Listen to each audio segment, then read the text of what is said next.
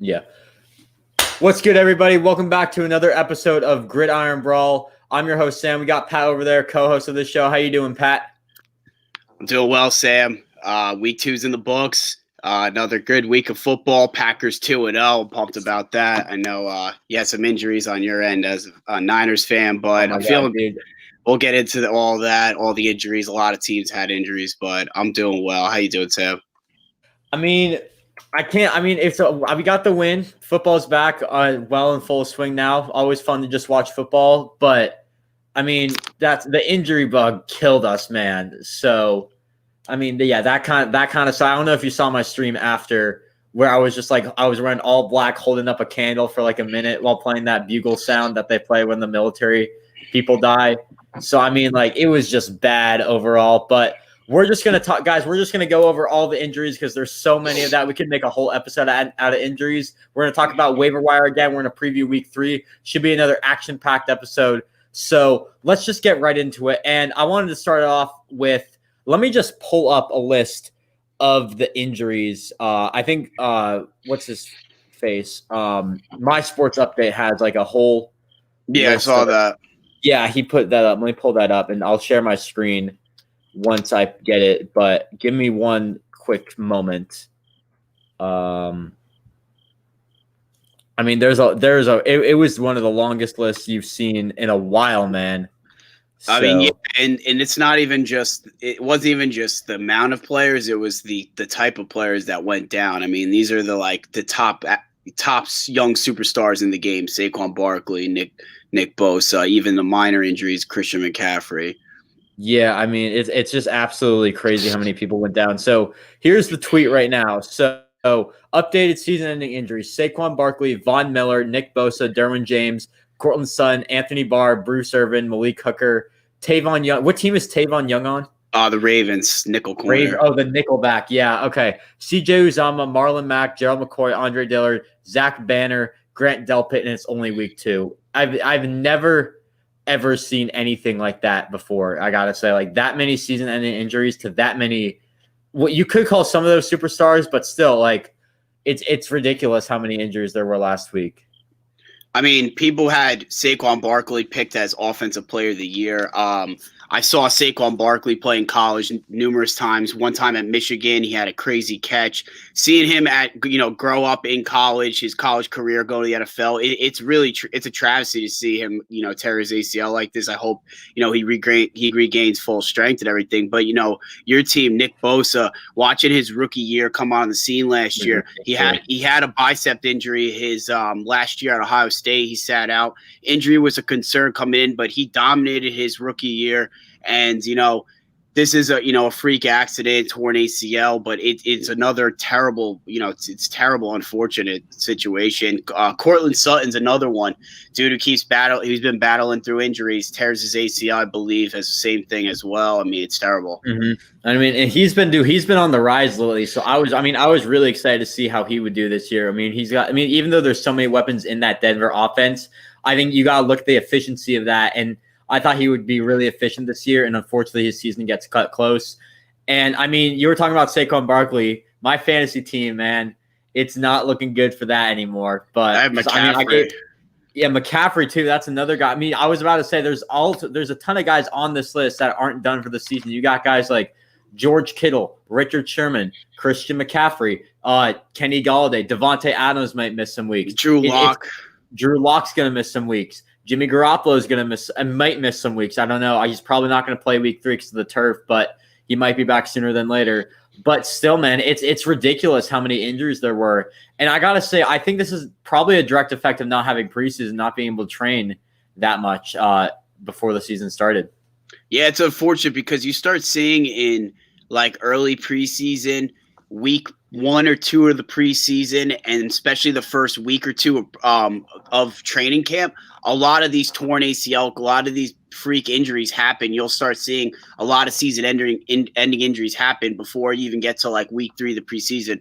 This is kind of pretty much, it is it's equivalent to week 2 of the preseason. This is their second live action game, so it's going to happen. But to this extent, when you're seeing this correlates that it is it definitely, the no preseason definitely shows, even the reps of having no hitting in camp is really showing an effect of these injuries. For sure. And I mean, also you got adding on to the preseason. Like, I don't know if I might not, maybe I'm just not paying close attention, but the rookie impact has not been looking that good this year so far. I mean, Burrow, he's 60 pass attempts in the game is ridiculous, but he's got to get that efficiency up a little bit more. Justin Herbert had a really good week 2, so that was good to see. But other than that, man, I mean, you haven't seen much from the guys like, Chase Young, you've seen a fair amount from. Jeff Okudah's been out for a while. Andrew Thomas hasn't been looking good. Mekhi Becton, not the greatest, hasn't been looking that good. Again, he has gone up against Nick Bosa. And I mean, and you look at the rookie receiving class where it's, people are saying it could be the greatest all time. That's what everyone's saying. You're seeing Justin Jefferson, he's doing nothing. Judy and Ruggs aren't exploding out the gates, just dominating right now. I think Judy's about to explode. He's going to, 100%. He's set for next. What's coming up next? Ruggs was dealing with an injury, so he's going to get going as well. But CeeDee Lamb looks like he's doing most productive right now as a receiver, and maybe even of any rookie. Bryan Edwards looked sharp last night. He looks like he's going to be solid. Bryan Edwards looks really good. He was the story of training camp for the Raiders from everything I heard. So that's another guy I'm looking at. One guy you didn't mention, I'll let you finish after. Yeah, last guy. That was the last guy I was going to mention. He's been looking phenomenal. He's been looking, I think, of like the mid rounds, the mid 2 to 3 round pick so far. He's been looking the most impressive so far. Mims has been out. Yeah, I mean, people have been saying, like, I think before, like, going into like the draft. Or maybe it was a bit before the draft, but people were saying that this dude could be the best receiver in the draft, except he's just injured as hell all the time. And so far, he's showed no signs of injury or slowing down or anything like that. And I was telling people, like, Jacksonville's receiving core, they honestly, in my opinion, they could have a top 10 receiving core of the NFL, which is a bold thing to say. But with guys like DJ Chark, Keelan Cole, Laviska Shenault, all doing what they need to do, there you go. That's exactly what you need to do right there. If you're the Jacksonville Jaguars and if you want a receiving core like that, give Gardner Minshew the weapons. There you go. You're doing it really well. So yeah, for sure. Yeah, let's get into the games. Yeah, let's just do it. So, looking at the games, let's start with the Thursday night game. Speaking of we got another rookie receiver this game, who didn't do that much, in my opinion, because I think he's really like the 4th or the 5th option. T. Higgins in the Cincinnati Bengals against the Cleveland Browns, and that was surprisingly a really good game. I was not expecting that big of a score that game, but it turned out to be really good. Yeah, I was very impressed with the Browns' run game. I mean, Baker Mayfield didn't have to even do much. They were averaging 7.5 yards per play, but it was 6.1 yards per rush attempt, which, the pretty much best running back duo right now in the NFL, Nick Chubb and Kareem Hunt, looked so impressive. They didn't really even have to throw the ball much, but when they did, Odell Beckham stepped up.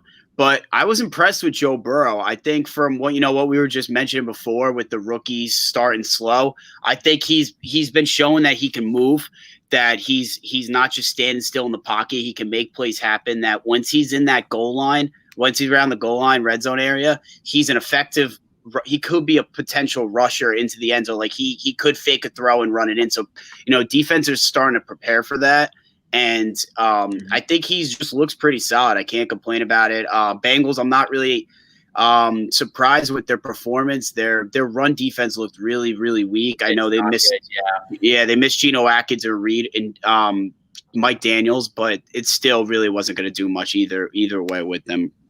I will say, though, the Bengals have had 2 pretty solid performances so far to start the year, and it's the Chargers and the Browns, who are probably in like the middle of the pack in the NFL. But still, this is a team that went 2-14 last year, and to have 2 pretty close performances, I mean, that's looking good for that team. Obviously, CJ Uzomah, that was a big loss for them. But we named this episode Injuries, Grim Yet Gold, and we're going to talk about Drew Sample and the waiver wire impact later. That's the goal of some of these injuries, because I think Drew Sample, Joe Burrow, you're going to see a lot of targets for Drew Sample. He's going to have the prime opportunity to be balling out this year as a tight end 1. I on your team, completely, other your fantasy team or in just in general? I completely agree with the addition of Drew Sample. My dynasty league, I actually went to go at him where it's CJ Uzoma, I could pronounce his name wrong, but he was a pretty like average, even below average tight end, at least in terms of production the past 2 or 3 years in Cincy. Sure. He wasn't really getting the ball much, even though he saw a lot of playing time. But if you saw that game against, Thursday night against Cleveland, he was really involved in the passing game before he got injured. And it's one of those things that you're seeing Joe Burrow really likes throwing to the tight end in that offense. Tyler Boyd's in the middle of the field, slot receiver, so a lot of top either safeties or linebackers are going to be guarding him, so even nickel corners. So it's going to be open. He's going to get shots. I think Drew Sample, he came in effective. I think he had like 6 catches. He had a really, really terrific catch, one-handed snag. I think he's going to be a nice add to have. I think it's someone to monitor where you add him and maybe, unless you have to start him, just, keep him on your roster for now. But he's going to be solid this season for sure. Yeah, for sure. And I mean, they talked about, Troy Aikman brought it up on the broadcast. Joe Burrow loves his tight ends, loves his slot guys. The Bengals don't really have any slot guys, so the tight ends are going to be getting the ball a lot. You could see like 7 receptions a game for Drew Sample, if I'm being completely honest. Even though he hasn't done much before, he hasn't impressed us. Neither has Uzama, though. And if Uzama didn't get hurt, that would be someone to pick up as well. But now with him hurt, Drew Sample is the clear-cut number 1 tight end, and I think you got to consider him picking him up in the league, but in your fantasy league. But back to reality football. Overall, this was a decent performance by both teams. I know Cleveland obviously pulled away with it since he made it a close game, and I think the future is looking bright for both teams. So, yeah. All right, let's move into the Sunday games, starting with the big injury of the week, Saquon Barkley, Giants, Bears. Bears won 17-13. And boy, oh boy, is that Saquon injury going to hurt the Giants so much this year. Yeah, it's terrible. I mean, the Giants don't have much talent on their football team. They have a couple studs on offense, but they haven't really done much so far this season. Evan Ingram really hasn't. He came in late, later in that game. He started producing, but against the Steelers, he did nothing. The first half of that game, he did nothing. Golden Tate has been hampered by injuries the past 2 years since he's joined the Giants. Sterling Shepard just got re-injured, so that's another guy who could be missing time. Darius Slayton's been the one consistent piece, productive piece in the past 2 seasons for them. Defensively, there's not much to be really proud on, and this is a team with not a lot of talent, and Saquon could have, helped them, stay in football games. A similar, we're going to talk about the Jets, a similar situation with them where I thought Jamal Adams kind of hit a little bit, he helped their defense out so much that it helped them not show some of their problems and some of their weaknesses. He was so productive in the blitz and everything. Same here with Saquon, dumping the ball out to him, getting involved in the run game. Now they're relied on. This is a guy that I said actually last week to add Devonte Freeman. I heard last week that he was going to sign, and he did it. He was going to sign. He did it. He was waiting for the right opportunity. I'm not sold on him to be like a, to dominate right now, but I think you have to add him in fantasy. He's going to get, Dion Lewis is his main competition right now to start. But I mean, I'm not counting out Wayne Gallman, because don't forget, Wayne Gallman was pretty solid fantasy production when Saquon did get hurt last year. Absolutely. What do you think about that? Yeah, man. I mean, I have Devonte Freeman. I'm hoping to get him on. I mean, I lost Saquon, so I put in a few claims for some running backs. Devonte Freeman's one of them. So I'm hoping to get him on my team. I know there's someone on here watching from my league. I know Max right here who commented is in my league. So hopefully he's not watching. Hopefully he doesn't pick him up. But still, I am picking him up if he's available. Hopefully I'll pick up one of those guys. But guys, Devonte Freeman going to be a great pickup to have. He's going to be the workhorse in New York. So make sure to pick him up.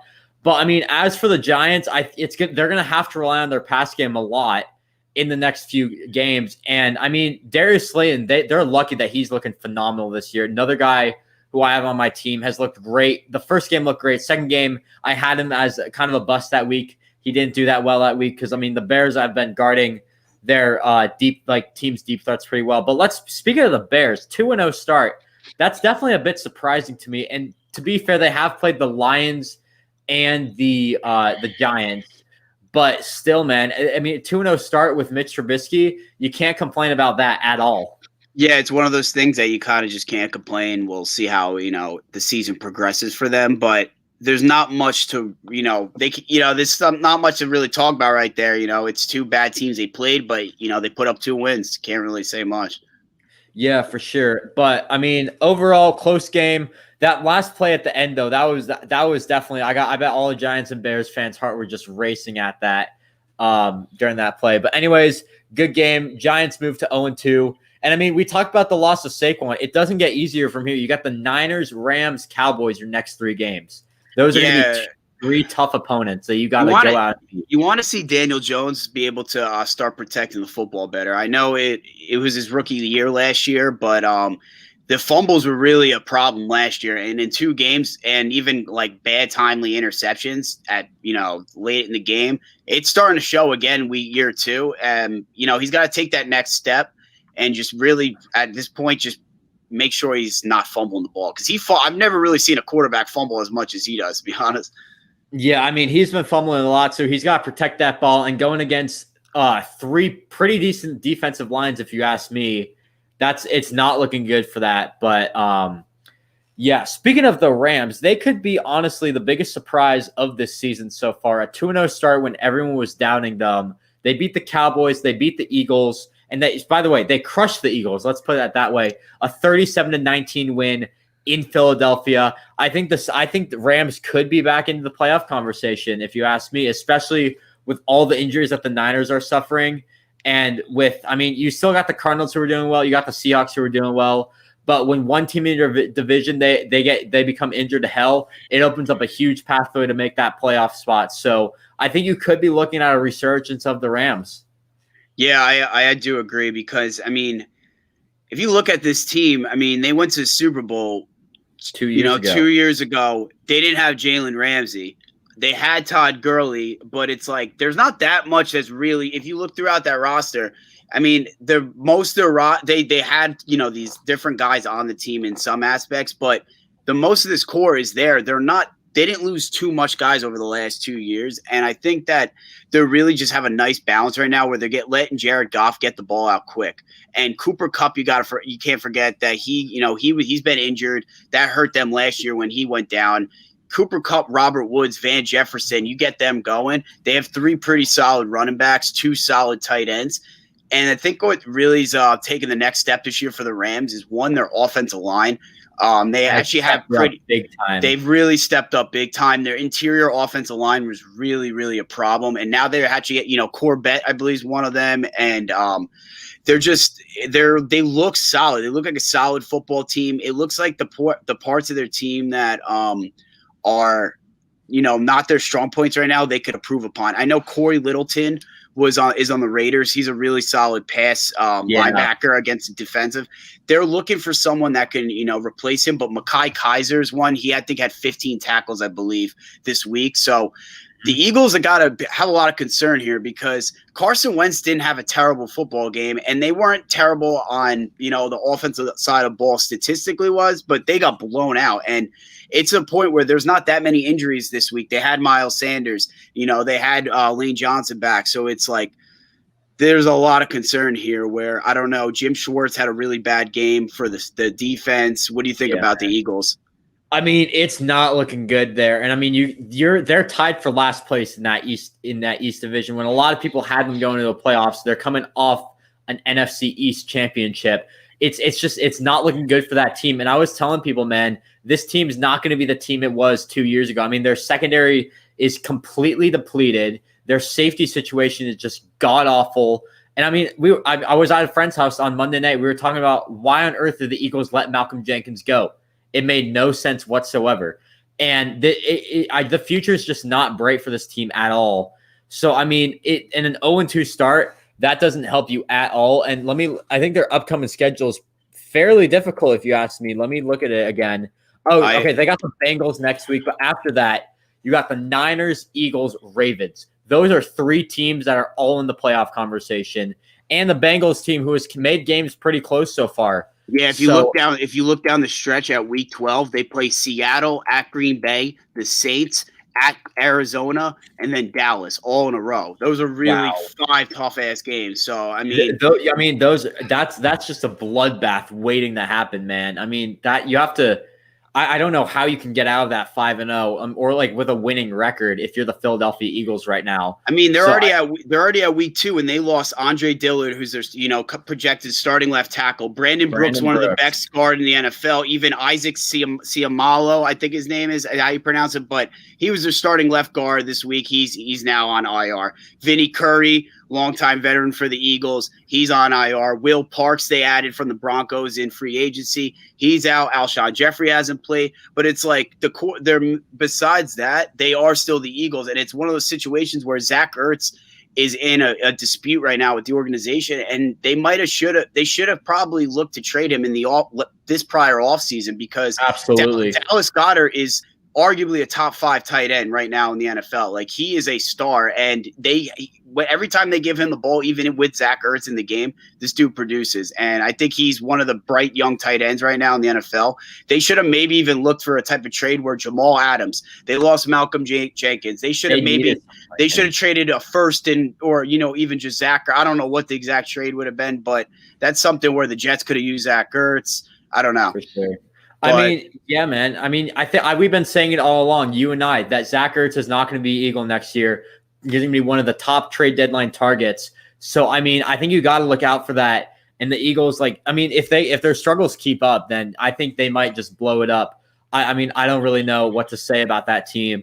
But anyways, Rams on the rise. Eagles are falling down. Before we get into the next game, Adam Schefter reported Devonte Freeman. It's a 1-year, $3 million deal with the New York Giants, and he will sign his contract on Wednesday and can play against the 49ers on Sunday. Speaking of the Rams and waiver wire real quick, I was mentioning last week that Malcolm Brown was like the top waiver wire ad, but I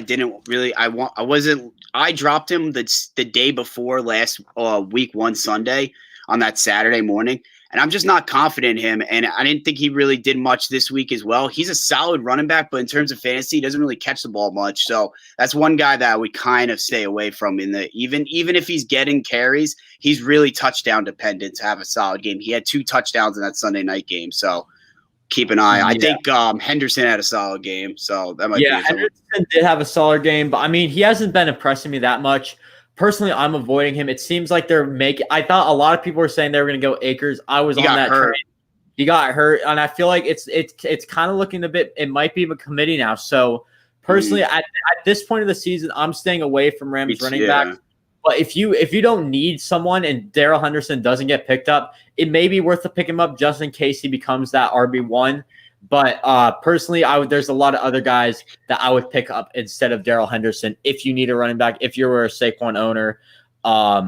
And one of those guys, let's talk about Mike Davis in the Carolina Panthers, who lost to the Bucs 31-17. Another major injury, luckily a lot less severe. It's a high ankle sprain, 4 to 6 weeks. What do you think about that? And what do you think about Mike Davis's impact on this team? I have McCaffrey on my fantasy team, which sucks. But I actually joke. I have a joke with my friend all the time that Mike Davis always somehow clogs up a backfield. Like every year he goes to a different team and takes carries away from someone. Where he was on the Bears last year and they had like Tariq Cohen and Montgomery, but like Mike Davis would just pop out of nowhere, and it keeps happening like every year. He did it with Seattle with a couple years ago. So Mike Davis appears again. I saw him as the number 2, and I'm like, all right, maybe he'll start getting like catches away from McCaffrey. But now as the future back, this is something that I'm really intrigued by, because not really fantasy wise is intriguing because he catches the ball a lot. So if he's going to get a lot of the percentage of the playing time, he's a pretty solid ad for fantasy because he catches the ball. Oh, absolutely. I'm not confident in him in the next 4 weeks, where I think this upcoming week he's a solid ad for sure. But I feel like they might add somebody to maybe, compete with him, because they're pretty weak on running back depth. But I don't know. I think Mike Davis for now, he's a starting running back going into week 3. He catches the ball. I would add him. Absolutely. Yeah, and I want to talk about not on this Panthers team, but another starting running back that you should add, like starting caliber running back you should add going up against the Panthers, Joshua Kelly. I was telling you to add him last week. I got him on my team. It's looking great right now. And the Panthers run D has looked awful so far. So Joshua Kelly is going to get those reps. And especially if the Chargers are up big, they're probably going to give the reps to Kelly rather than Eckler. So I think you got it. I think if you don't have Kelly on your roster, or if he's unrostered in your league, that should be your number one pickup of the week. That's my number one pickup of the week if he's not rostered in your league. I think the roster percent is what it's. Let me look at it really quickly. It's somewhere in the 20s though, which is that really surprises me. Josh Kelly's a beast, man. He transferred. Sure. He transferred to UCLA from UC Davis. Kind of came out of nowhere at UCLA. Broke on the scene last year, and then at the Senior Bowl, he was one of the most best performers at the game. He was one of those guys that I expected to be pretty solid in the NFL. But for the Chargers, drafted him in the 4th round. Now with replacing Melvin Gordon, he's perfect pair with him and Eckler. I mean, he really is a solid back right there, and. I definitely would go ahead and add him for sure. Yeah, 23 attempts, 64 yards. Even though it was an overtime game, 23 attempts, that's a lot. And plus, I thought he was in a lot more than Eckler, so that's always something you're looking for. But right now, he's only 39.8% owned in ESPN, at least. And so that means there's 60% of leagues don't have him, man. You got to get him on your team ASAP. So, I think you definitely got to get him. Hopefully, back to the Panthers, though. Their run D got to step it up. Their defense in general just really got to step it up. Because, yes, it's a young D, but I think there was a reason they went all 7 of their picks, or however many picks they had, all on defense. And, I haven't watched much of the Panthers this year, but just from what it's looking at, they still got a lot of work to do on that defense. Yeah, Teddy Bridgewater threw the ball 34 times, and I think you're going to start seeing, when there's going to be some high-scoring games where you can start seeing Teddy Bridgewater throw the ball like 40 times a game. Over 40, 45 times a game, and DJ Moore, Anderson, and Samuel might start putting up huge numbers without McCaffrey. Absolutely. Yeah, definitely. I think you got to look at those guys too. But I also let's talk about the Bucs now. First win of the season. Of this hyped up season for the Bucs, and their offense, man, looked pretty good. I was saying I was doubting their offense all year. Today, they definitely stepped it up from what that Saints game was, and finally, it seems to be that they might use Fournette as their RB1, which I think is going to be the X factor in this team because I think Ronald Jones. Personally, I don't think Ronald Jones is a good back, I should say. I think Leonard Fournette has to start on that team, and I'm hoping that he can come in, start for that team, and take the Bucs to the promised land. And it's looking like it's going that way right now. Yeah, I think Leonard Fournette, once he gets his groove going, is going to be a big focal point of that offense.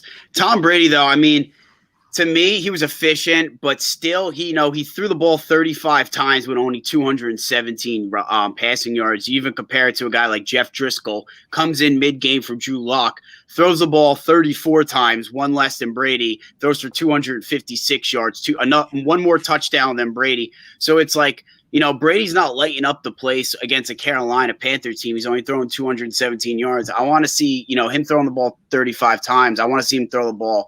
Yeah, throw for 275 passing yards, 3 touchdowns. They should be kicking their ass, to be frank. Like they're a lot better football team than the Carolina Panthers. Yeah, they did get closer. They got to step it up a bit more. Next week, I believe they play the Broncos, an injury-riddled Broncos. So I think this is a great opportunity to really step it up against. The Broncos are still a solid team. Don't get me wrong. Even though they lost Drew Lock, even though they lost Cortland Sutton, even though Von Miller is out for the year, they're like 3 most important guys, and AJ Boye. I think this team is still a solid team that's still trying to compete for that playoff spot. I know you had them as their sleeper team. They still have a lot of weapons on that team. So I wouldn't be surprised if this game is a close game, but Tampa's really got to step it up next game, or else there might be a bit of panicking in that locker room. So, yeah, you got anything else on that game? He had Rob Gronkowski had 0 catches. So you want to start. I was telling you guys, do not take Rob Gronkowski. Yeah. Wait for Hockenson. Wait for Gesicki, who went off this week. Jonnu Smith, I was saying that was my big guy. I cut Gesicki for Jonnu Smith this week, so I don't know how that went. I got Waller in a trade, so I didn't start either of them. Waller went off, luckily for me, though. So, but yeah, guys, wait on the tight ends. You got guys like Drew Sample, Jonnu Smith, Mike Gesicki. Those guys are going to get targets. They're going to get you points. You don't need to draft those Travis Kelce's, George Kittles, Darren Waller's. I have Darren Waller on my team because I made a good trade for him. You got wait on those tight ends, guys. I mean, I was telling you guys throughout the year, and if you get a good offer for a tight end, then pick him up. And if you did wait on a tight end, good for you. You guys know how to do fantasy football. But yeah, all right. Moving on, next game. Let's talk about. We were just talking about the Broncos. Let's talk about their game. They lost to the Steelers 26-21, and I gotta say right off the bat, I mean the Steelers have been. They're 2-0, but I thought they would be doing a lot better than this. Just me, because I've been so high on the Steelers. I thought they would be doing a lot better than this. But still 2-0 start. Good for them. Their defense, though, is looking phenomenal. And that's what I'm just really excited to see for this team. That's one of the reasons why I thought they would do really well this year. The one thing that's impressing me is their receiving core. Deante Johnson's really just is really stepping up again in his second year.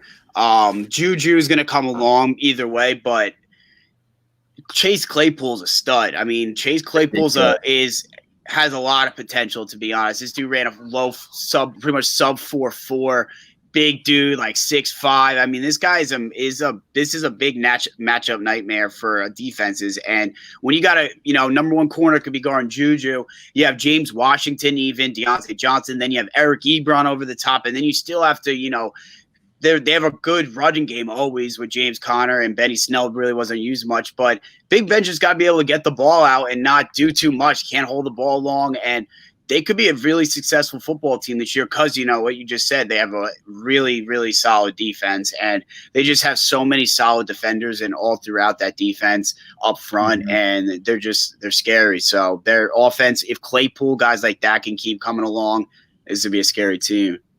Yeah, for sure. And I mean, Deante Johnson, that was one of my sleeper guys for fantasy this year. This is the week he broke out. Unfortunately, I traded him, but I still got Juju on my team. So I think every week you're going to see a Steelers receiver do well. So if you can get whether it's Deante Johnson, Juju Smith-Schuster, or pick up Chase Claypool off of waivers, another good waiver wire pick to get, that would be ideal. Ben Roethlisberger, another good waiver wire quarterback to have. I think he's mainly rostered in a lot of leagues. I know he's on my team in almost every league that I'm in because I was high on him this year. But make sure to pick up a guy like that in a team that passes a lot. You're going to get a lot of yards, a lot of passing touchdowns. There you go. Now, as for the Broncos, they lost. They're now 0-2. And I think a lot of it has to go on Vic Fangio, man. He has not been looking good this year. Yeah. We were mentioning it last week, but the week one coaching from at least over 5 guys, half a dozen coaches in the NFL have been really poor. Like some of these decision making, even throughout the game or in crunch time, clock management, play calling. There's a ton of different mistakes I've seen. But one of the guys Vic Fangio. You can't.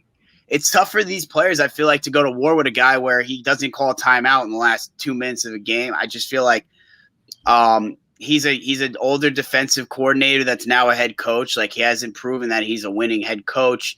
We're going to talk about other coaches that are in that same ballpark, but this is all injury. The injuries have just keep adding up with this team. Drew Lock's out. Jeff Driscoll's the quarterback now. Philip Lindsay's been out now. Cortland Sutton's out for the year. Von Miller's out for the year. It just keeps adding up. AJ Boye's on IR. I mean, it's tough. It's tough sledding right now for the Broncos. Yeah, this is kind of reminding me about that 49ers team in 2018. This is where the team was just injured to hell by week 3, and the guys who stepped up were the tight end, the offensive line, and the running game always stayed solid throughout the year. And that's the exact case with the Broncos. Noah Fant has stepped up big time. He's looking like he could be a top 3 tight end by the end of the year.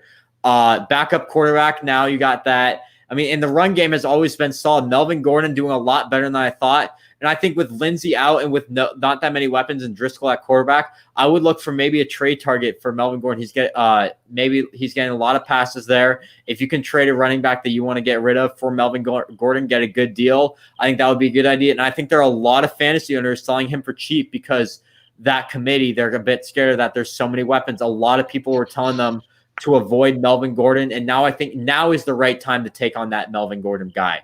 I'll give you a guy. Yeah, no, I agree with that. I'll give you another guy in that team that I think's ready for a big breakout. It's Penn State wide receiver KJ Hamler. KJ Hamler. He's a rookie, and this dude from this guy is so explosive. It's rare how explosive he is. I think he would have ran in the 4.3s, to be honest, in the 40 if they had a 40. This guy is really just going to break out. This guy he was out week 1 with an injury, and now with the injury of Cortland Sutton, I think this is going to be a big addition for them now that he's healthy. Jeff Driscoll's going to want to get the ball quick. He's probably going to be in the slot. He's fast. He's the type of guy that could have 3 catches, 75 yards. Very similar to a Hollywood Brown type of player. Absolutely. And I mean, we didn't even talk about him for this, but we talked about him earlier. Jerry Jeudy, another guy he has everything. I have him on my team right now. I definitely want him. The guy who has Melvin in my league also has Jerry Jeudy. I'm trying to get both somehow, but we'll see how that goes. But if Jerry Judy's not rostered in your league, then you got to pick him up this week. I think he is rostered in most, but still a good pickup for you this week. You got anything else on that game? All good. All good. All right, let's move on to – I don't even know what to call it. Let's just call it the funeral. Niners-Jets, the most injury-prone game I have ever seen in my life for both teams. I mean, the Jets had guys like Rashad Perriman, Chris Hogan. They're like only 2 receivers went out. And then the Niners, on the other hand, man, that was painful. That was a painful win to watch. It's so sad, and it's even more sad that you guys have to go back to MetLife this week. I know, it's ridiculous. But I mean, I'm hoping that go ahead. I would just from the Jets standpoint, it's doom and gloom right now for the Jets. Like, I really think they're the worst football team in the NFL. I think that Adam Gase has got to go sooner than later. I think there's a lot of question marks all throughout this Jets fan base. The Jets fan base are fed up. There's really nothing to be proud of. I mean, this is to the point where they're one Sam Darnold injury away from having a Joe Flacco, Frank Gore, Chris Hogan skill position as their starting lineup. I mean, Frank Gore should not in any point. I love Frank Gore. The respect I have for Frank Gore, I'm sure you do too as a 49ers fan. Yeah, for sure. He's one of the greatest all time, but he should not be getting 20 carries in 2020. Like, they at least should be giving the ball to LaMichael P. Ryan and like see what he has. If not, but there's nothing. The Jets have nothing. I mean, to be fair, Le'Veon's out for a bit. So, I mean, that's definitely a huge loss because Le'Veon is significantly better than Frank Gore. But still, man, this team has nothing going right for them. And I mean, they had 1 pick, and that was because it was Nick Mullins in the game. I think it went off the receiver's hands. I forget the play. But still, man, I mean, you got 1 pick off a backup quarterback. That's nothing to be impressed about. Like, woohoo, you did it. But it's nothing to be impressed about for this team. Now, as for the Niners, let's put the injuries aside. This was a game they needed to win. This was after that loss against the Cardinals, they needed to win this game. Make sure they stepped it up. Make sure they got back to whatever they needed to do to get back to the Super Bowl. And it's looking good. I mean, a 31-13 win. It doesn't matter who you play. It would have been 30-6 if it weren't 31-6 if it weren't for that late touchdown at the end during garbage time. So, I mean, even though this team's injured to hell, they have, I mean, it was a good win. They need this win. And let's also not forget the next 3 games, Giants, Eagles, Dolphins. Those could be the 3 easiest opponents they play all year. Yeah, I mean, it's crazy where the 49ers, they lose so many star players, so many big-name guys that are just really top contributors to this team. But if you still look at this team up front, they have Eric Armstead still. Javon Kinlaw they just drafted. DJ Jones is solid. Kerry Hyder's been playing. He's been getting in there. Kerry Hyder's he's been solid. And then you pick up Ezekiel Ansah. D4 is going to come back. I mean, Richard Sherman's going to come back. Trey Greenlaw, Quan Alexander, and Fred Warner are going to do their thing where it's like their secondary is still there. Richard Sherman's going to, once he comes back, it'll be fully healthy where it's like, I get that they lost key players, but it's like I think a big key part of this team, honestly, is Debo Samuel. I think Debo Samuel really brings a whole different dynamic. He's so dynamic, and where he's going in motion every play. He's so hard to tackle. He's tough when he gets the ball. He's really their go-to guy throughout the course of the game besides George Kittle. I think once he's fully healthy and back, I think the Niners will still be right there. Yeah, for sure. And I mean, you talk about that defensive line. Look at that depth. You still got, even without Bosa, you still got Kerry Hyder, he had an 8-sack season with Chris Kocurek. He could do it again this year. He's been, in my opinion, our best defensive lineman this year. You got Eric Armstead. You got Javon Kinlaw, who's been looking great. You got D Ford, who I don't know what his situation is. Apparently, it's now a back injury, not a neck injury, so that is a bit of a concern. But we'll see how that goes. And you bring in Ziggy Ansah, who I believe was a Pro Bowler one year under Chris Kocurek. I mean, it's looking good, man, for this D-line, even without Bosa. It's a lot.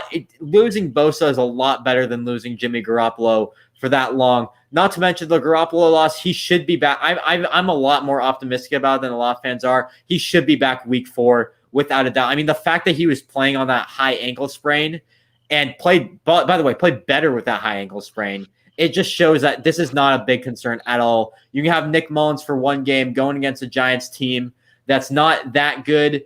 But I mean, yeah, it should be the road. The path is still set for the Super Bowl, even despite one injury. It's going to set them back, yes, but it's still like a clear path to the Super Bowl. The running back situation, though, that might be a bit of a problem with no Mostert, no Coleman. But I don't know if you. I mean, if you guys know me, you know how high I am on Michael Hasty.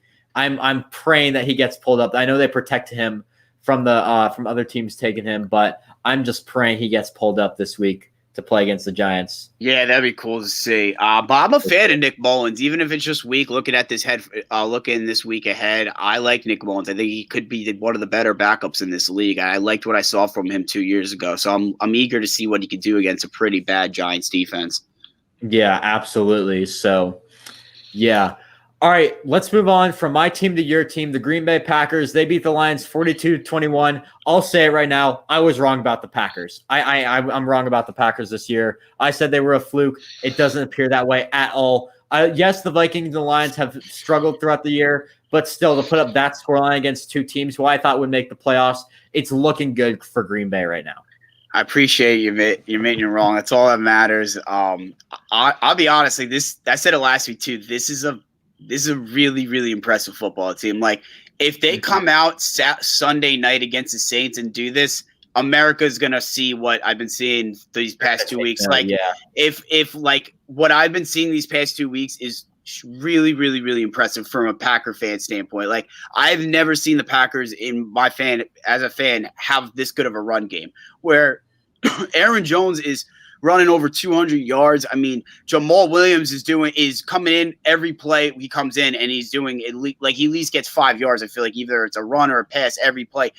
Either if A.J. Dillon gets the ball for 1 or 2 yards a play, he looks good, and that's all that matters, especially when it comes down if Aaron Jones, something gets hurt where they have the depth. But Valdez-Scantling's getting open on this deep ball. They're really letting Aaron Rodgers let it fly. Like, he's not getting sacked. Sure. He hasn't got sacked once this whole season so far, and he has all day to throw. And it's the defense, I think, run defense, we're not there yet. That's going to be the one thing that, they're not going to – I'm not saying that they're 100% going to the Super Bowl and everything there, that what they did against the 49ers last year where they couldn't stop Mostert, it's still there. I don't think they can still stop the run, and it's, as of right now, to win a Super Bowl, but it's stuff they could work on. They could potentially add some of these new linebackers, defensive linemen could help, but I really like what I've seen from this Packers team. Yeah, absolutely. I said I was wrong about them. I'm not going to say I'm wrong about the Lions just yet. I said I think it was either on my stream or this stream that I either want the Lions to do really well and make the playoffs to make me look good, or I want them to do horrible and get Matt Patricia fired because he's the guy setting them back. And I saw your tweet today about Matt Patricia. This dude needs to get the hell out of Detroit. Yeah, so this is something I wanted to talk about where I was sitting down this morning thinking about like all the coaches that could be like fired and stuff. And I was thinking about Matt Patricia, and I'm like, what has Matt Patricia really done? Because Bill Belichick's kid right now and Gerard Mayo are taking turns coaching this defense. They have Bill Belichick. Coordinators that have been under Bill Belichick have gone other places and have not done well. So it's not a guaranteed success type of thing. So Matt Patricia comes in year one and goes 6-10. And, that's not obviously a reason to fire anything but last year they won 3-12, drafted Jeff Okudah at like the 3rd overall pick. To be fair, last year they were injured to hell though. Yeah, so no, 100%. That's why they kept him, so. But it's to the point where they've lost 11 straight football games. They haven't won since last October, and they're up in football games. Like, they have a good team where they have good players on this team where they were up 21 against the Bears week 1. They were up 11 against the Packers week 2. And it seems like Matt Patricia has no idea what he's doing. I've heard from numerous players in just interviews, just from listening to interviews where they say they love Jim Caldwell, and as soon as he left and Matt Patricia came, it got so bad, like the whole culture and everything, where I just think that. Didn't they fire Jim Caldwell after a 9-7 season in his first year? And what on earth was that move? It's one of those things where it's like, all right, Matt Patricia at this point is 9-24, 9-24-1, and it's like, he's not proven that he's a defensive guru. He's not proven he's like a leader and a head coach. Get him out of there. Like, you have a proven quarterback that goes out there and he's Matt Stafford. Like, they have solid running backs. They have a really good wide receiver. I know there's been injuries and stuff, but they have leading games and blow it, where I just think that there's no reason at this point. Matt Patricia gave us no reason to prove that he's a head football coach in this league. Yeah, for sure. Not enough people are talking about it either. I know, it's ridiculous because people just assume that the Lions are just going to lie every year. But this team is a talented team, and I'm not giving up hope on them yet because, there was a reason I had them making the playoffs, and Matt Patricia's the reason to send them back. I guarantee you if he gets fired, let's say they fire him right now, guarantee you if he gets fired, the Lions are still winning I wouldn't say they're winning the NFC North because I think after those 2 games, that's going to set them back a little bit. But still, this team's a playoff team. Even if Matt Patricia gets fired right now, this team is a playoff team. So it's Matt Patricia sending them back. I also want to bring up your point about, like you said, the Packers are just looking really good overall. Everything I thought was going to be bad for them, whether it's the receiving core, the offensive line, I said their defense got worse. That's all been wrong so far. Their offensive line has looked great. Their receiving core, Marquez Valdes-Scantling, another waiver wire guy to pick up. Somehow he's rostered in my league. I don't know why he was drafted. He was somehow drafted in my league. No, you're right. And like the thing is, the last point on them is like what I was mentioning in before the season started is the continuity where where they're these rookies. Everyone talked. Everyone was pissed they didn't draft a rookie receiver, but it's like, what is Justin Jefferson doing? Marquez Valdes-Scantling's in the 3rd year of his offense, where at least he's familiar with Aaron Rodgers. He knows the system. He's the 2nd year in this offense, 3rd year with Aaron Rodgers.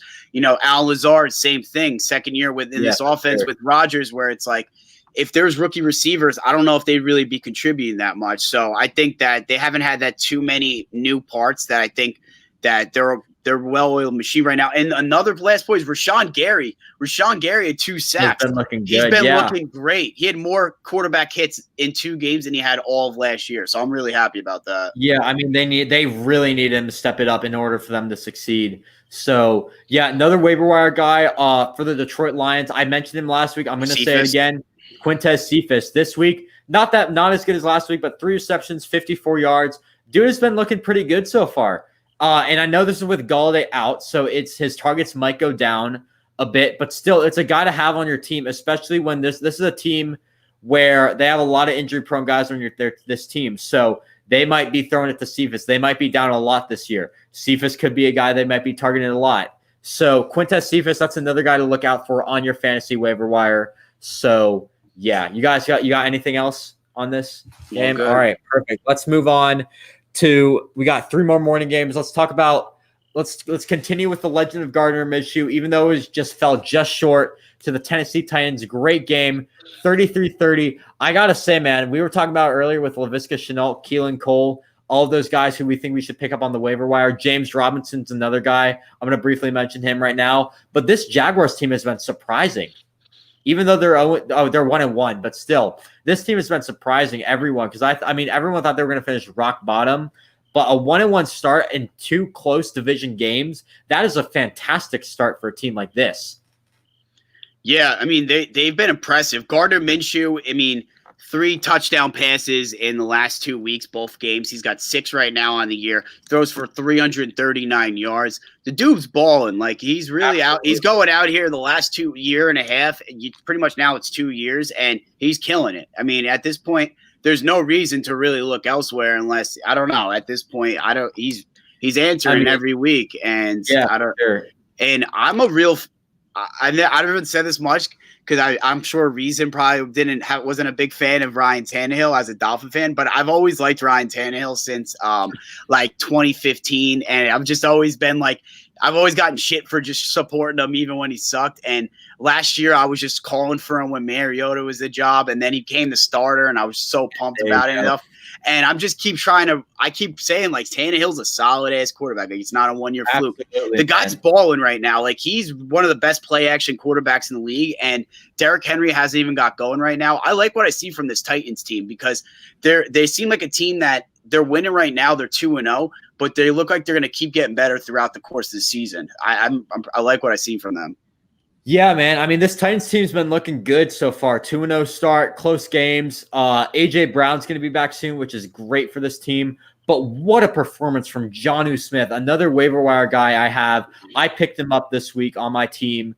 Unfortunately, replaced him with Gesicki, but I think that's an okay switch. But still, man, this dude has put up 2 phenomenal weeks. If he's not rostering your league, you have to get him on your team right away. So, yeah, Jonnu Smith, Tennessee Titans been looking really good so far. But I also want to talk about Derrick Henry. I mean, you guys all watching said that I was crazy to say that Derrick Henry's going to bust this year. Look who's laughing now. Come on, guys. No, I'm telling you, every year it happens. He sucks like the first 5 games, and then he just blows up after that. I say it it looks like it every year where I'm like, oh, first 3 games, like Derrick Henry's not doing anything, and then all of a sudden – it gets about late October, one cold game, he busts out 200 yards and he goes crazy. It's telling you, it happens every year. Here's the thing with that is so far he's struggling right now. And yes, he usually struggles early in the season, but you got to look at what happened last year. I mean, this team was perfect. Like, you literally had no injuries to that offensive line. You had everyone healthy on that offense.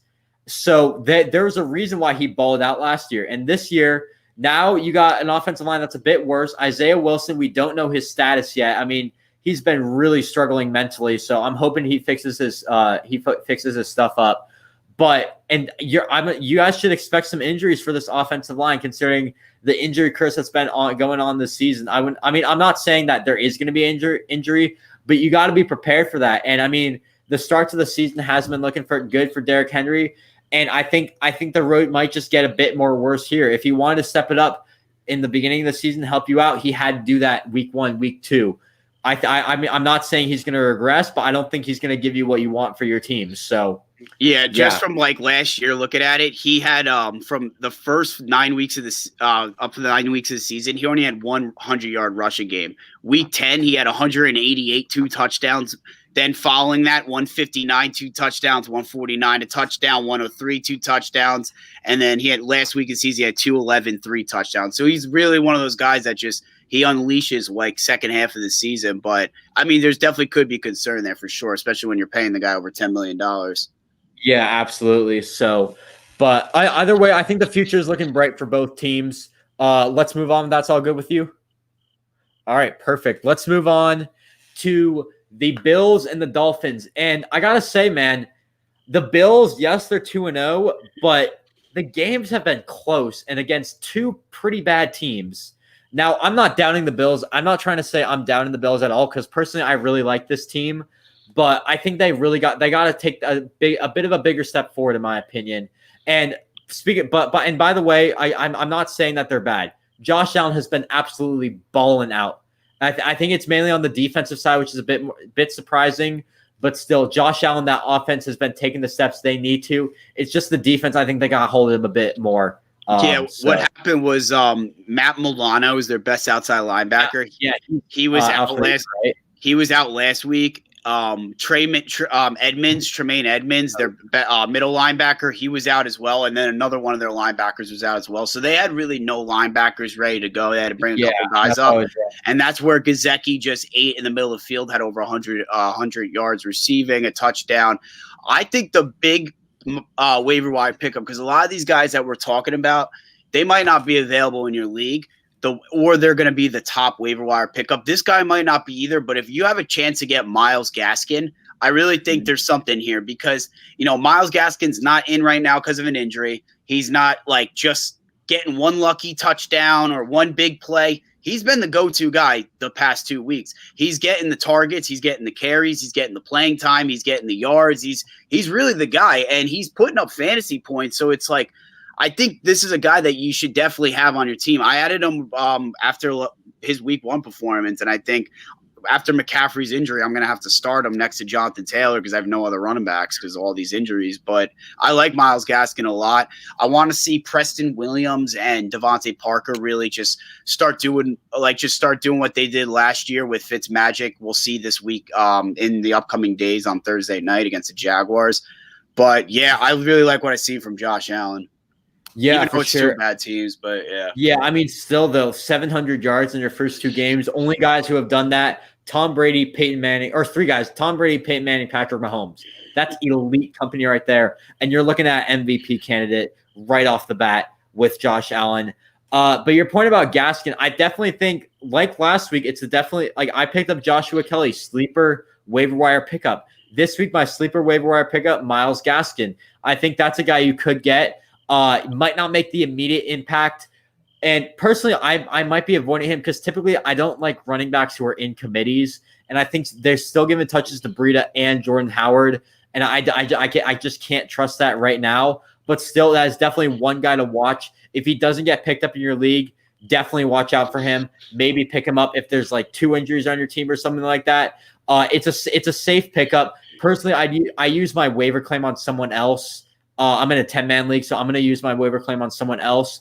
But if he's available and I got a guy that I want to drop, I might as well just pick him up right away. So, yeah, for sure. I think that's definitely a good pickup. Another guy that I think is fairly rostered in some leagues that you could pick up, not with a waiver claim, but still, Preston Williams did have a good week last week, but still a guy that could get a lot of yards on this team. And now that we're at week 3, I think we can say it now, Tua Tagovailoa. I think that's a guy you should pick up before week 5 because going into that San Francisco game, a team who struggles immensely with mobile quarterbacks, I will be shocked if Tua is not starting that week. And I think that would be a great game for him to ball out that week. So I think that's a good pickup right there. And even if he doesn't have if he has like not so good of a game, I bet he puts up a lot of fantasy points with like rushing and everything. So I think you're gonna have a lot of trade value for Tua. So I think now is the great time to pick him up. Just claim it. Don't put in a waiver claim because no one else is going to put in a claim for him. Just put in a free agency claim for him. Don't waste your waiver claim on him, but still another guy to put in on your team. So, yeah, I know I talked for a while. You got anything else to say about that? All good. All good. Perfect. All righty. Let's move on to the last afternoon game, morning game, or 1 o'clock game. Whatever, the time zones always screw me up. I always call it morning game. It's always the early window for everyone else. But anyways, Colts beat the Vikings 28-11, and the Vikings, man, they've been looking terrible. They suck. They're horrible. They suck. I was saying last week from what I saw against the Packers, I was like, I can't wait till other people start seeing this Vikings team because they're really, really bad. Their secondary stinks. Like Kirk Cousins. I don't know what's going on right now with Kirk Cousins.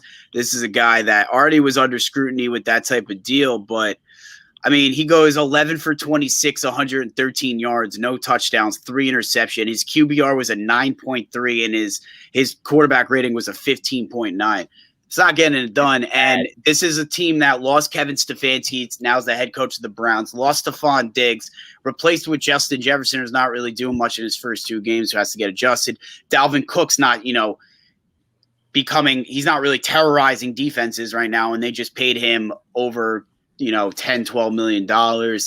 Kyle Rudolph's getting older. Adam Thielen's getting covered by the best guys on the team. Their offense looks stale. And then, Danielle Hunter's out, so they don't have him. And the rest of their defense, it's already has no secondary. And now Anthony Barr's out for the year. Panic mode should be 100% on right now for the Vikings. Absolutely. And I think I was telling everyone, Dalvin Cook, don't draft him. A lot of people were saying don't draft because of the injuries. I was saying don't draft him because of Stefanski. I think this team is going to be a lot worse with Stefanski. I still end up making the playoffs, but I think that's wrong now. I think, I think this team it's not looking good for this team. They got to fix it up ASAP. As for the Colts, though, Jonathan Taylor, what a great game to play in that week. Yeah, I would love to see it, man. He's a great running back, and I just pray I hope he stays healthy. Yeah, I mean, we both had him as one of our love guys for the week. I traded him for a king. So this guy gave me a king's ransom for him. So I think I had to accept it, but it was hard giving up Taylor, trading him, and it's looking good right now. I'll take the king's ransom though. I'll get a lot of trade value out of that and just a lot of fantasy value. It was Eckler and Parker for Jonathan Taylor. So I think there was no doubt I had to take that. Mm-hmm. So I agree. Yeah. I think with the Colts, I was a big fan of Paris Campbell. I thought he was going to have a really sneaky season this year, bouncing back from injury. Had a nice week 1, and now he's on IR. This is a guy that we've been talking about all preseason, Michael Pittman. I really like Michael Pittman. He was my favorite non-round 1 wide receiver in the draft. I think he started showing it last week. He's about to start breaking out, and this is going to start being a Michael Pittman, Jonathan Taylor, T.Y. Hilton offense. I mean, this is a team that I think they haven't hit their stride yet, but they're going to be pretty sneaky. This is Mo Alley Cox is getting over 100 reception yards. Like, you don't know what's going to happen with them. Their defense looked really, really solid last week. And I don't know. I like what I've seen from them this week, opposed to last week. And now the Vikings just lost to a team handedly that just lost to the Jaguars last week and got blown out by the Packers week 1. So it's not looking good right now for them. Yeah, it's not looking good for the Vikings. And you mentioned Michael Pittman, T.Y. Hilton. I got to say, man, I did not like Michael Pittman going to the draft, contrary to most people. I thought this dude had Busterin all over him. But I got to say, man, now is his opportunity to succeed. And I think I'm excited to see what he can do. Hopefully he can prove me wrong for the Colts. But now as a number 2 receiver, he's got to step it up, step in, be that guy. So I'm excited to see what he can do. So, yeah.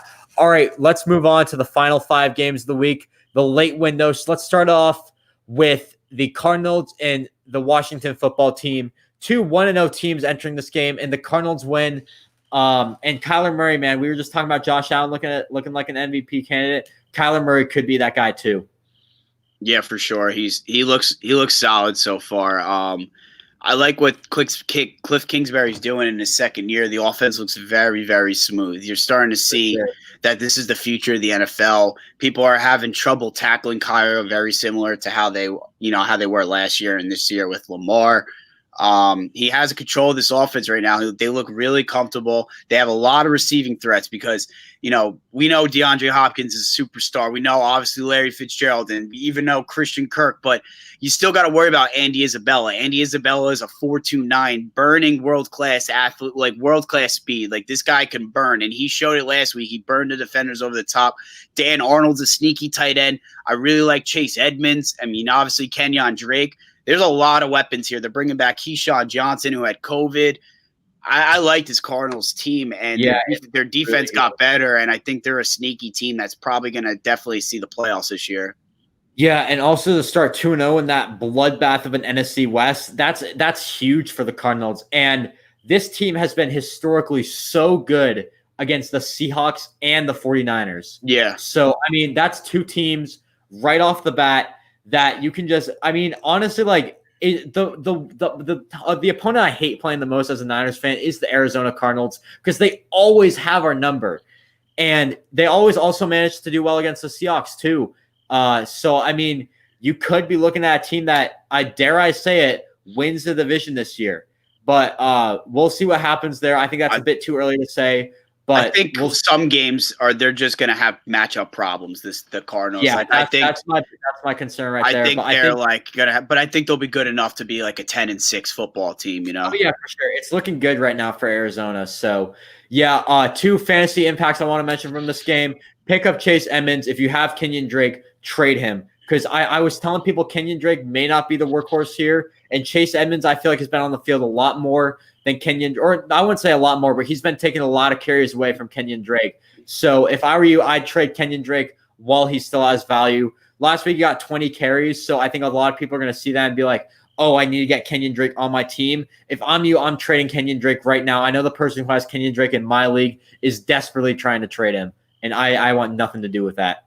Yeah, I would try and trade for Antonio Gibson. Like, he was a hot commodity, I'm sure, but maybe his value went down the last 2 weeks. But I think Steven Sims is someone that no one's going to go run into go grab. But definitely keep an eye on this guy, because this guy's really, really, really, really athletic, and I think he's going to start breaking out certain weeks. Absolutely, definitely a good wide receiver 2 option. For the football team, I should say. Fantasy, good guy to stash on your bench. So, yeah. All right, next game. Let's talk about the Ravens and the Texans. This was a result I expected. I expected the Ravens to blow out the Texans, and this Texans team is just not looking good at all. No, the Vikings and Texans were my 2 disappointment teams of the year. I don't see it with this Texans team. But, they had really 2 tough games. You can't really have a hardest opening 2 games of the year with this Chiefs and Ravens. So there could be a promise in the future, but I just don't think that they have enough to really – I don't know. I just don't think they have enough. I'm not really impressed with them. But the Ravens are just kicking people's ass left and right again. Yeah, for sure. The Ravens – they're gonna continue what they were doing, man. And I think Lamar, he hasn't had as good of a season as he has had last year so far, but you can't doubt Lamar at all right now. Still, it's balling out, doing everything. Hollywood's been looking really good. And their defense too has been looking phenomenal. So be fair. I keep going. I'll tell you after. I was just going to say, to be fair, the Texans did not their receiving core is really not that good. Their offense is really not that good. So to be fair the Ravens D might not be the best, but I'm so excited for the Monday night matchup next week. Ravens Chiefs. That should be a fun one to watch. Yeah, we're getting Packers Saints Sunday night, Rodgers Breeze. Then we're getting Lamar Jackson versus Mahomes Monday night, and then that Thursday after that, we get Jeff Driscoll against the Jets. It's gonna be the funniest switch up of primetime. Even this week we got Minshew Fitzmagic. Yeah, oh my God. The Thursday night games. I don't know if you've seen the meme with the 3 dragon heads, where one's scary, the other one's scary, and then there's just the cartoon one. The cartoon one's Thursday night you got, and then the other ones are Sunday night, Monday night. It's literally that meme is so relevant right now for Sunday night, Monday night. But yeah, the Ravens matchup should be looking good next week. I'll give you 2 sleepers from this game. The first one, maybe not as much of a sleeper. He still kind of is tight end, maybe a tight end 2, Jordan Akins. I think Jordan Akins has proven that he's the number 1 guy this year over Fells. Fells got a touchdown, but Akins 2 weeks in a row had solid games. I think this guy right here coming up, wide receiver, is one of the bigger sleepers in the NFL right now. No one's talking about him, is Miles Boykin. Miles Boykin, second-year wide receiver out of Notre Dame, is last year he played on the field a lot, but he didn't really do too much, had a couple touchdowns. Last week he saw a lot of snaps. He had a couple catches. He's starting to prove that he's going to be the number 2 guy and be on the offense every play. Don't be surprised if you start seeing this guy start putting up huge games. I really like this guy. I think he's a solid receiver, and I think he's better than Willie Snead. That I think him and Brown are going to be the 2 proven receivers here. So this is a guy to definitely keep an eye on. And I love J.K. Dobbins. He's a huge addition to them. Sure. Yeah, and Lamar really has everything going his way this year. His offense his weapon options, look a lot better this year. And everything's really improving for this team. So I think right now the sky's the limit for this team. So it's looking good. Meanwhile, the Texans, I think this is going to be a low point for them this season. So yeah. And also bad coaching, Bill O'Brien, get him out of here. I know we talked about that last week, but he's got to get out of here. So yeah. He's one of the guys he was that half a dozen that I mentioned earlier. For sure. It's Bill O'Brien, Matt Patricia, Adam Gase, Dan Quinn, Vic Fangio. Vic Fangio, and then there's like one more that's like on the edge. I forgot which one. I'm trying to think.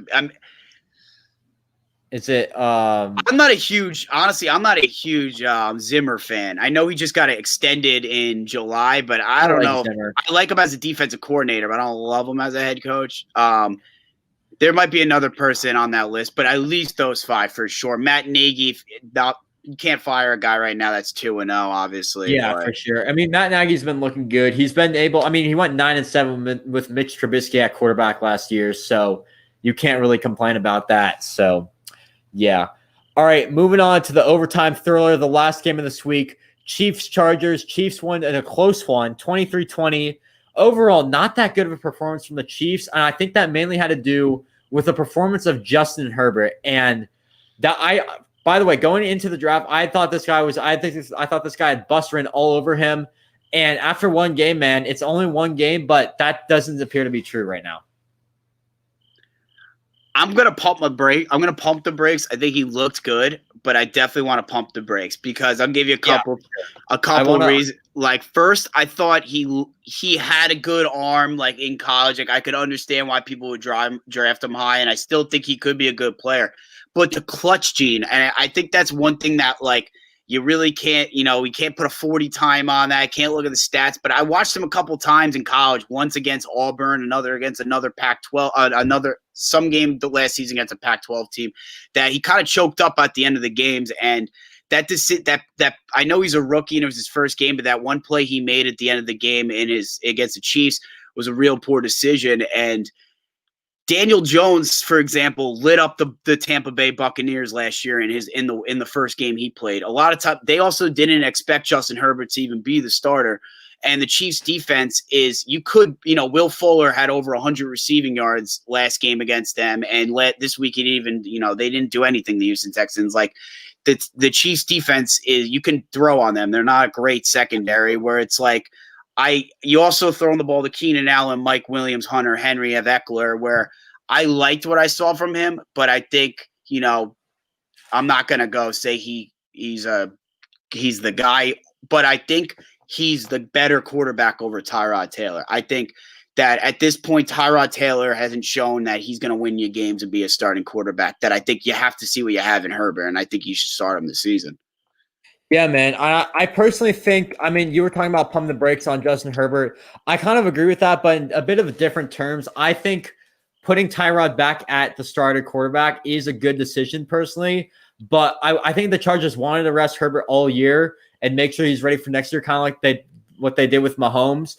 But I think after that game, I think you can start him maybe week 8 or something. But I definitely think Tyrod should get back on the field. This should be a year for the Chargers to maybe just have like a 8-8 record. Next year, they'll ball out with Justin Herbert. This is what they're looking at right now. But I don't think Herbert needs to be put in the spotlight immediately. And I think that personally would hurt him. But still, a great performance from Justin Herbert. Now, as for the Chiefs, another win. And again, we were talking about that Monday night matchup looking really good for everyone just to watch that game. So, yeah. And I know I mentioned this before, but get Joshua Kelly on your team if you can. So, yeah. All right. You got anything else on that game? Perfect. Let's move on to the Sunday night game. Patriots Seahawks. What an ending to that game, man. Yeah, it was a great ending. I really thought they should have did like a Tim Tebow fake where, I think everyone in America saw that run come, but it is what it is. Really impressed with Cam Newton. Really, my MVP pick, Russell Wilson's been balling out. Russell Wilson is just 5 touchdown passes. He had a bad pass to start the game, pick 6, but his play speaks for itself. It's nothing to say. But I think with this team, I have them as my Super Bowl pick, and I think they're a scary team. But I think the best is still yet to come from this team, where you're seeing Lockett and Metcalf really ball out. But I guarantee you, I know they have Josh Gordon there, but Josh Gordon is going to come back most likely and be a productive player there. If not, don't sleep on a guy like Antonio Brown coming there and signing up and playing there, because this is a team that is a scary team that can go win a Super Bowl this year. And they just lost Philip Lockett. He's on IR. There's an opening there now for especially a slot receiver type of player. Antonio Brown, Josh Gordon could definitely come back. So I think the Seahawks team is a scary team, though. Jamal Adams balled out. Yeah, and the fact that the Niners, with all those injuries, man, their road to I think I tweeted this out. If Bosa's out for the year, if these injuries persist, I think the division's out of the questions for the Niners. This is the Seahawks all the way now, and I feel like it just keeps looking like the Seahawks are going to win the division. That pains me to say it, but Niners fans have to own up to the reality that they might not be the best team in the NFC West this year. So, yeah, and you talked about Russell Wilson again, my MVP pick balling out, but Cam Newton. He has been surprising me a lot because I personally thought that this dude, he went 0-8 in his last 8 games before the season. It just wasn't looking good for him at all. I thought this guy was not going to do well here. And so far, he's looked phenomenal on this team. So he looks very sharp. One of my deep fantasy-wise in this game, my deep sleeper, I remember when we did our predictions in the year, Damiere Byrd. Damiere Byrd is like a deep sleeper, but this guy's putting up numbers. I think he had like 6 catches, maybe 80 yards. I'll take a look, but this is a guy who's starting every week in the flex right now. And starting every week in the slot for them. He had 9 targets, 6 catches for 72 yards. And, Edelman's questionable every week. N'Keal Harry's solid, but even them both playing, this is a guy that's starting in the flex and seeing over 60 snaps a game. So this is a deep sleeper, I think, to look at for a flex option. He's putting up points. Yeah, absolutely. And N'Keal Harry balled out last week. Julian Edelman, what a performance from him too. Edelman, so I think this is a research. The Patriots may not be done yet, so we'll have to wait and see. But as for the Seahawks, great win for them. They move on to, I believe they play. I don't even know who they play. They play. Oh, they play the Cowboys. Cowboys. This is a great game. That should be a fun game to watch. But actually, no, that's not fun for me because I hate both teams. So. I'll just have to root for the refs, I guess, and injuries, or I shouldn't say injuries, but yeah. I think we somehow forgot that game, but the Falcons Cowboys to talk about that game. Oh, we did. You're right. Yeah. We skipped over that game. Oh my God, that was the craziest game of the week. Yeah, the Falcons, man. They're pathetic. They really are. They just Like, I actually thought the Falcons were going to win this football game, and then it got to, like, the second half, and I'm just like, dude, they're going to blow it. Like, I know. They always do. Sorry, what were you saying? Oh, no, you continue. I'll say it after. I was going to say, for, like, fantasy-wise, real quick, was Russell Gage. I really like what I've been seeing out of him the past 2 weeks. He's been really breaking out. He's putting up big numbers so far, but – Matt Ryan's just throwing the ball, and he's putting up big numbers, and this defense can't stop anyone, but neither the Cowboys. It just showed – I don't know. These two teams were very similar in how they played, and it showed that in this week's game. Yeah, for sure. Definitely on their sleeper. But I want to talk about Russell Gage for a sec. What on earth are you doing on that onside kick? Like, he just lost his mind on that. I don't know what happened. That's inexcusable. And I'm a guy, by the way, I don't play. I don't know if you guys know this. I don't play football at all. I've had no experience playing football, whether it's flag football, tackle football, you name it. I'm just a guy that watches football. I'm a football fan. Even I know to dive on that ball. Like, that's like usually the guys that like are the analysts or everything have played football and everything. But everyone in their right mind knows to dive on that football. Like, I don't know what you're doing, Russell Gage. But other than that, I got to say, Matt Ryan balled out this week, helped my fantasy team a lot. And the Falcons are looking good fantasy-wise. They kind of remind me of the Bucs team last year where they threw the ball a lot. Calvin Ridley's been balling out. I didn't draft him because I was concerned that Julio would take away targets for him. But I think that concern's kind of out the window now. Julio, he got hurt, but still, definitely a top 2 receiver in this league, if not the best receiver in this league. So, yeah, man. But overall, just what are the Falcons, man? The Falcons are going to Falcon. So, Ridley's been an absolute stud this year. Really impressed by Calvin Ridley. He's been balling out every facet. Sure. Ezekiel Elliott played a great game as always, but it's a terrible loss to the Falcons. Yeah, absolutely. So, and I know we didn't talk about the Cowboys much, but still great game from them overall. Dalton So, Schultz is a good waiver wire pickup tight end. Dalton Schultz for sure. That's another good guy to get on your team. So, yeah. All right, let's move. Where were we? We're on the Sunday with a Monday night game. We got last game of the week. Raiders Saints. Great game overall. Darren Waller, what a game from him. Josh Jacobs looks unstoppable. And I mean, yeah, the Raiders look good, man. Yeah, I mean, the Saints surprised me. Not really surprised me they lost this game, but like how they looked. I really liked. I mentioned it last week. Traquan Smith, a guy to add after that. Michael Ty. I really liked what I saw from him. He immediately came out, stepped up. But Raiders win a tough game. I don't have all the confidence in Derek Carr like many others do.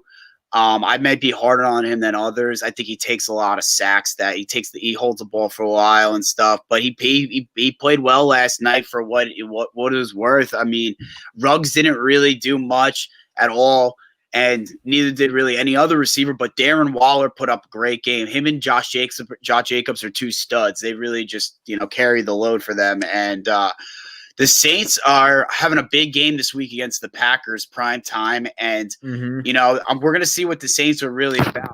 If Michael Thomas plays or not, I've liked what I've seen from their pass rush, the Saints.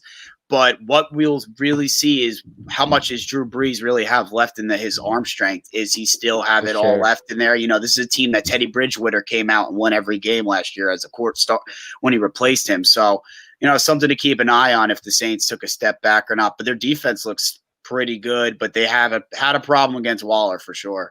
Yeah, absolutely. So I think the Saints, they got to win this game against the Packers. You don't want to go down to 1-2, especially this could be a weak AFC South division. Like you could see every team with a losing record if Tampa doesn't win this week and New Orleans loses. So yeah, man, I think the Saints got to take that step forward this week. So, yeah, for sure. You got anything else on the games before we move into predictions?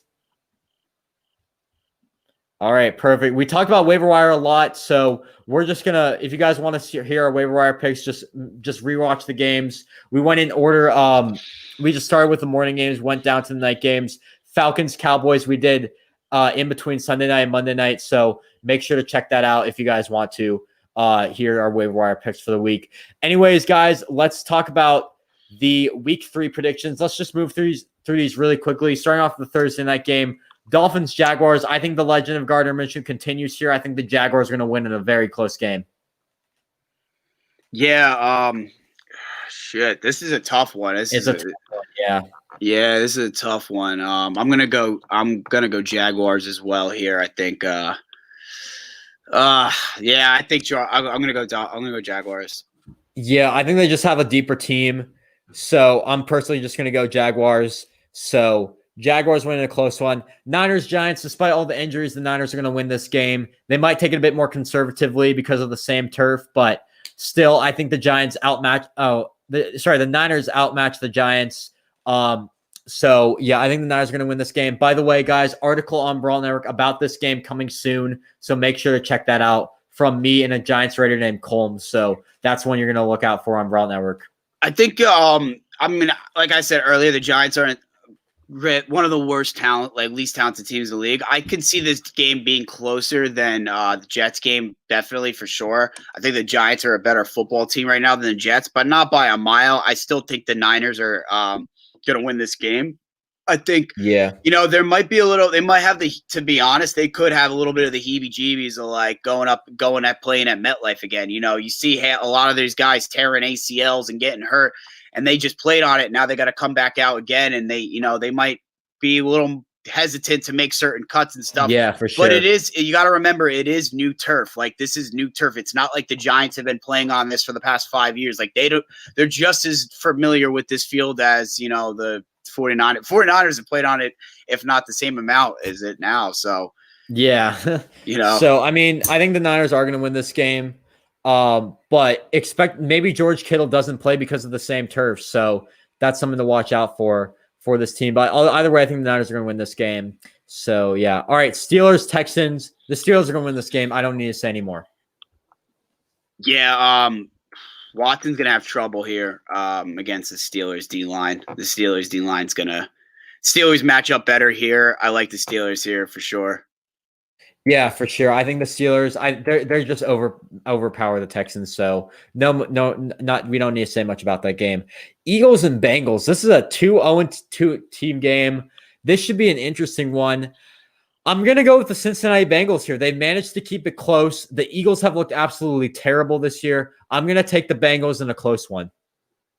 I'm gonna go Eagles. I'm gonna go desperate dog. Like they're hungry, they're desperate, and I think the fans of Philadelphia, the city of Philadelphia, will lose their mind if they lose to Cincinnati. But I could also definitely see the Bengals having a shot here. I just think their defensive front for Philly, Fletcher Cox. I think these type of guys, Brandon Graham's, Barnett, I think they're going to wreak a lot of havoc and cause trouble against Cincy's offensive line. So I'm going to go Philly here. Yeah, I think this one could be the toss-up of the week right there. So it's going to be interesting to see what happens this game for sure. All right, Raiders and Patriots, another great game, a 1-1 team on the rise, a 2-0 team on the rise. This one's in New England. Even though that doesn't really affect anything, I'm still going to go Patriots here. I do like them a bit better than the Raiders this season. After what they've done, I don't see how the Raiders can stop Cam Newton at this point. So yeah, I'm gonna go the Patriots here in a close one. Tough, I know. I'm gonna go Raiders here. I'm gonna go like a 24-21, like tight game. Yeah, it's gonna be close for sure. I think Josh Jacob. I don't know. I just see this being a tight, close game. I think the Raiders can pull it out. Sure. Yeah, definitely should be a close game right there. Definitely a fun one to watch for sure. All right, Vikings and Titans. I'm going to go the Titans here. The Vikings have looked terrible. I think the Titans have looked great. I'm going to continue on with the Titans' success. They're going to continue it on. Titans are winning this game. Yeah, the Titans are going to manhandle them. They're they might not win by so much, but they're going to just really just run the ball right down their throats with Derrick Henry. Like they're just going to establish. They're going to be the meaner team here. I got Titans. Yeah, for sure. I got Titans too. All right, next game is the Browns and the football team. This should be an interesting game. 2 1-1 teams, two teams trying to look to prove themselves. But I think the Browns are going to win here. I think they just outmatch this Washington team. So yeah, I'm gonna go with the Browns here. I'm going to go football team here. I'm going to go football team by double digits. I'm going to say, whoa, okay, that's a bold prediction. I'm going to say they win by 10 to 14 points. I think Baker Mayfield's is just going to get I just think they're going to create havoc all day on him. I think that they have enough of a defense that they might be able, load the box with Landon Collins, and they might be able to guard, Nick. They might be able to slow down Nick Chubb and Hunt a little bit. But I think that they're with a young Jedrick Wills in his third game.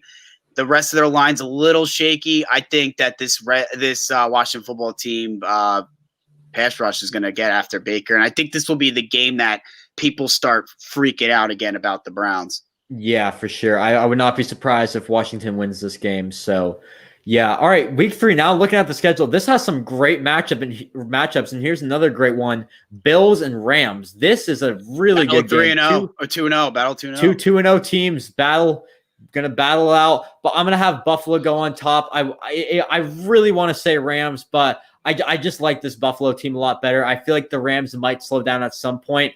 So I'm gonna go Buffalo here. I'm gonna go Rams. I think Rams. I think the Rams match up with them well. I think Aaron Donald and their defense. That front's gonna create a lot of confusion there for Josh Allen. I think Aaron Donald's really, Josh Allen hasn't played Aaron Donald before. I think, Cooper Kupp, that's like I was saying before, their linebackers are real banged up right now. And I think that these guys, they're going to open up the middle of the field. I think they'll be able to run on a little bit. I think the Rams could win this game by like a touchdown, maybe, 10 points. I think I like the Rams a lot here. Yeah, for sure. This is definitely going to be a fun one to watch. So, yeah. Another close game right here, Bears-Falcons. I'm going to go with the Bears here. I just don't like the Falcons this year. I mean, after that performance against the Cowboys, they're just going to be exhausted. They're 0-2. Bears are 2-0. I'm going to continue on with the Bears' success. Go Bears here. Falcons are going to smoke them. Falcons by 17. They 17. I would not be surprised. I just think, but yeah, I just think when you come out like that, blowing that game, and now you have to, this is the game where you have to win this one. And I think, like I said before with the Eagles, like desperate team, I think they're going to be desperate in this one. And I don't know. I just think I can see them pulling it out. I just think the Bears, I can't see the Bears being 3-0. Yeah, that would be hard to see, but I'm going to go with the Bears here. Chargers, Panthers, next game. I got the Chargers here. I just don't think the Panthers are a good team, so Chargers here. This is tough, man. I mean, they're very similar type of teams. I mean, yeah, for sure. Very type. I just want to say while you're thinking about it, the reason I have the Chargers winning is because I just think the Panthers going to have a hard time stopping Eckler and Joshua Kelly.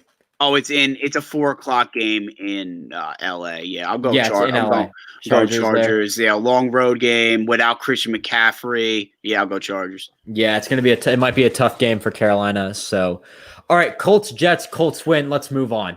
All right, does that sound good? Perfect. All right.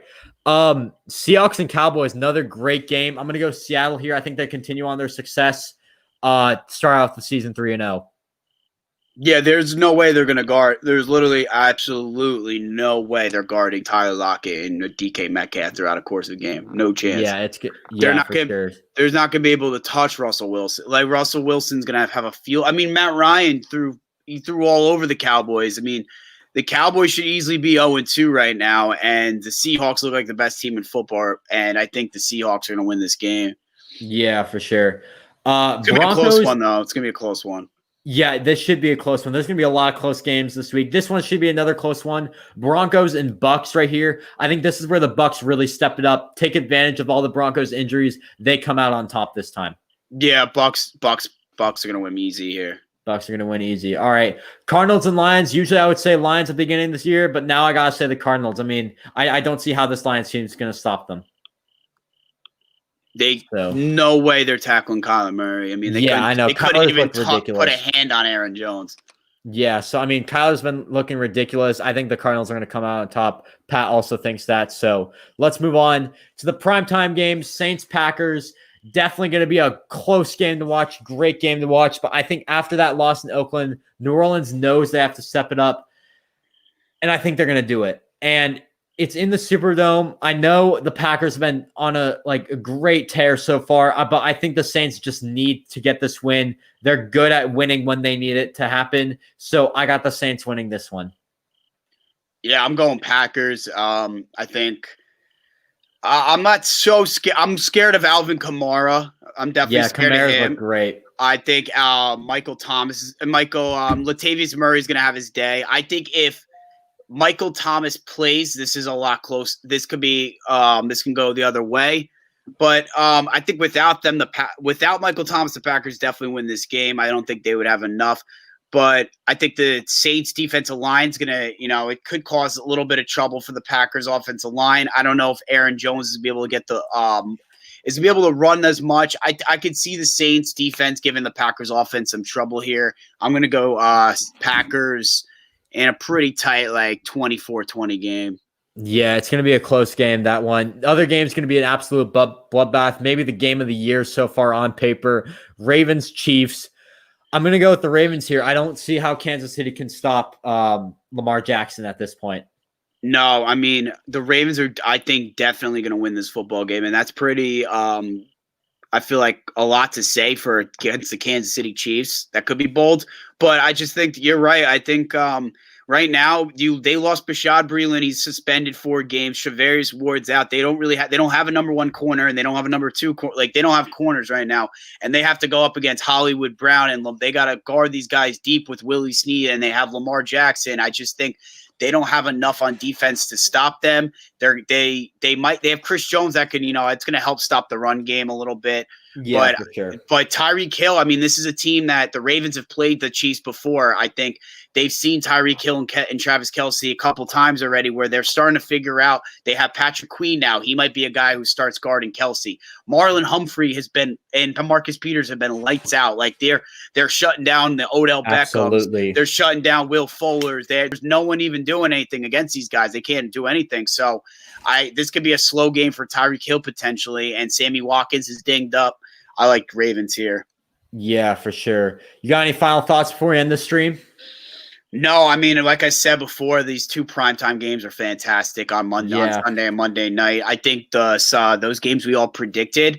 Besides that Colts-Jets game, we really didn't just say, like, yep, this is definitely a win. Like, I think they're all kind of up in the air. Sure. I think it's a big prove-it week. I think this is going to start seeing where those 1-2 to 2-1, you start seeing who's for real or not. Like, you could see 1-2 Eagles, or you could see an 0-3 Eagles. Like, it's to be a big swing week for teams. So, a big prove-it week. Sam, what do you got? For sure. I mean, yeah, man. Like you said, it's going to be a fantastic week in the NFL. Great matchups all around. I'm looking forward to it. So, yeah, for sure. Anyways, guys, thank you all so much for watching. Thank you for watching. We'll be back next week. We'll be back next week. Make sure to check out all the Brawl Network podcasts and the brawlnetwork.com. And we out of here.